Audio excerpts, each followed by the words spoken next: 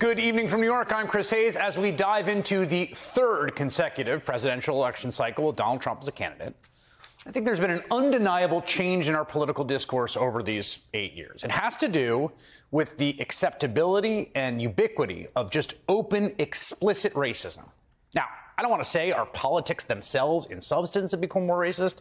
I think it's hard to say. But I do think, I think a lot of people feel there's been a noticeable shift in just the kinds of things that people, politicians, public officials, will say openly in public. And of course, Donald Trump was the pioneer of all this, starting with his very first day as a presidential candidate when he came down that dopey escalator at Trump Tower and called Mexican immigrants rapists. A man who tried to ban Muslims from traveling to the United States, 1 billion of them, referred to African nations as S-hole countries. This is a guy that said that a group of non-white progressive American congresswomen should go back to the countries they came from and led a crowd in a chant of that, more or less. He attacked the American federal judge presiding over his fraud case against his bogus university, saying he could not be impartial because he's Mexican. All of it just bog standard, appalling, disgusting racism, right? And he got away with it with very few consequences. Though, I have to say, I do think it helped turn him into such a reviled figure with a favorability rating of just 25%, according to one recent poll. So it's not like he's winning enormous popularity contests with this shtick. But Donald Trump had a partner in this same project of bringing racism out into the open. That man, of course, is the now disgraced ex-cable news host Tucker Carlson, who once he took over for the disgraced ex-cable news host before him, I know it's hard to keep track, used his hour to regularly spew pretty blatant, hateful, racist views. He attacks immigrants, for example, because they make America, quote, dirtier. He referred to the majority black city of Baltimore as one of the worst places in the Western Hemisphere, calling it a little bit of Haiti in the mid-Atlantic. He also, while he was doing that, claimed that white supremacy is a hoax. What's white supremacy? What are you talking about? Define it for me. The New York Times concluded, after analyzing over 1,000 episodes of his program, that Tucker, quote, constructed what may be the most racist show in the history of cable news, and I think that judgment was likely correct. And he was obviously not hiding any of this. This wasn't done in some secret back room. It was the program, readily accessible, night in, night out, to anyone with a cable box, including the Fox News executives.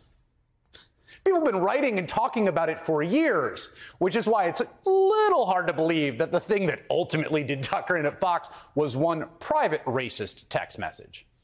But that is the latest reporting.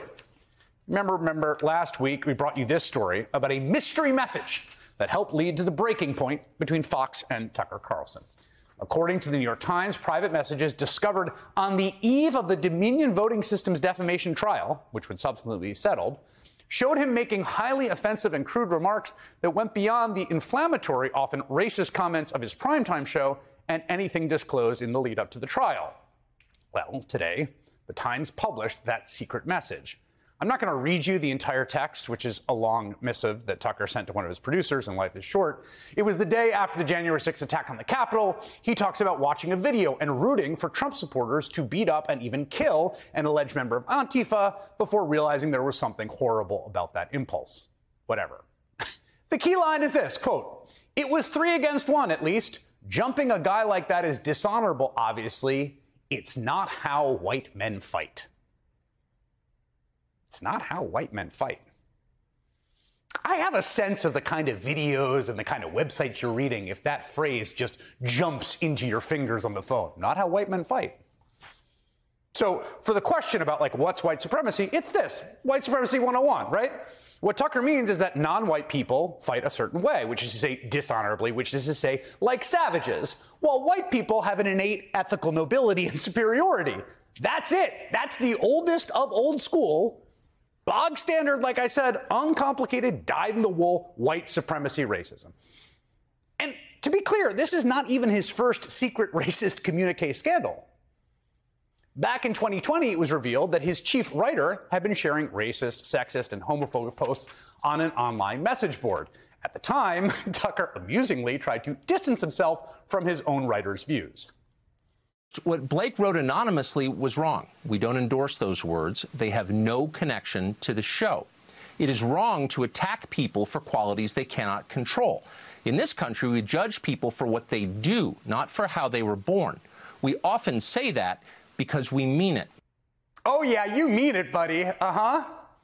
Of course, his writer's words had a connection to the show because, again, anyone who's watched Tucker knows how he really thinks.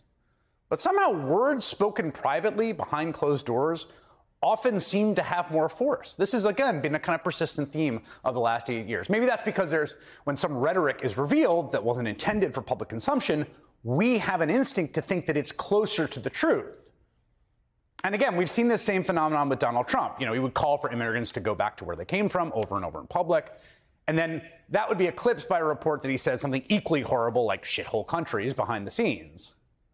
And I understand that inclination to give more weight to the words spoken in secret, but it has fueled this sort of pervasive commentary about the MAGA Republican Party. We hear this a lot, which is basically this, that people like Donald Trump and Tucker Carlson, who are peddling this demagoguery and bigotry and hate and rank white supremacy, are doing so as a sort of transactional grift, right? Now, that's not wholly wrong. Clearly, they've both made a lot of money, gained a lot of power by doing it. But it's an incomplete telling of the story because the evidence we have proves they are real, true believers. They're not saying anything in public or in private that they do not believe. They actually hold racist views. And while it can be almost comforting, I think in a strange way, to liberals particularly, to think this is all cynical, they don't really believe that it's all just a grift, you can't let that idea mask the truly horrible reality. Do not discount how many people in positions of power and influence, particularly in the modern MAGA right wing, genuinely, sincerely, honestly and earnestly hold utterly loathsome views, and how much those views drive our politics.